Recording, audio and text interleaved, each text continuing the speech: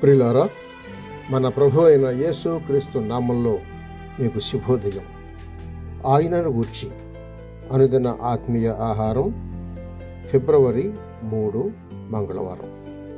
నేటి మన ధ్యాన లేఖనం మత్తయి సువార్త 25వ అధ్యాయం 1వ వచనం. పరలోక రాజ్యము తమ దివిటీలు పట్టుకొని పెండ్లి కుమారుని ఎదుర్కొనుటకు బయలుదేరిన 10 మంది కన్యకలను పోలి ఉన్నది. వ్యాఖ్యానాంశం: మనం ఏ రాజ్య నివాసులం? వ్యాఖ్యానాంశం: మనం ఏ రాజ్య నివాసులం? వ్యాఖ్యానం: అయితే ఈ 10 మందిలో సగం మంది మోసపోయి వెలుపట నిలిచిపోయారు.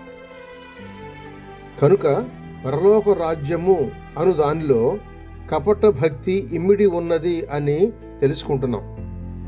క్రొత్త నిబంధనలో దేవుని రాజ్యము అని వేరొక రాజ్యము చెప్పబడి ఉన్నది. దానికి దీనికి భేదమేమైనా ఉన్నదా అని అడిగితే చాలా భేదం గలదని జవాబు ఇవ్వాలి.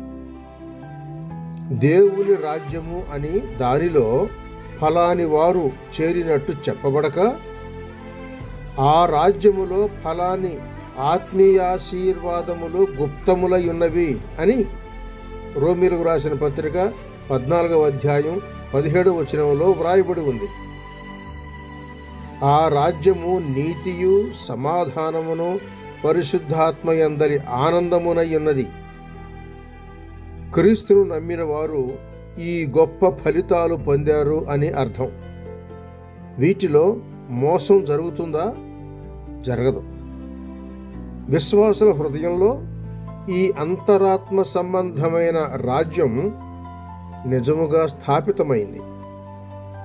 అయితే పరలోక రాజ్యం అనేది ప్రజలతో కూడింది.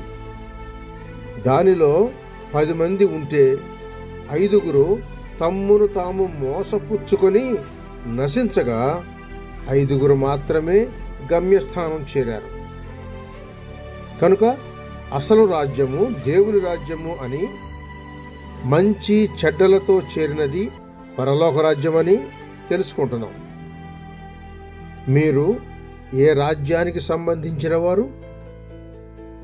కాబట్టి సహోదరులారా, పరిశుద్ధమును దేవునికి అనుకూలమును అయిన సజీవ యాగముగా మీ శరీరములను ఆయనకు సమర్పించుకొనుడని దేవుని వాత్సల్యమును బట్టి మిమ్మును బతిమాలుకొనుచున్నాను.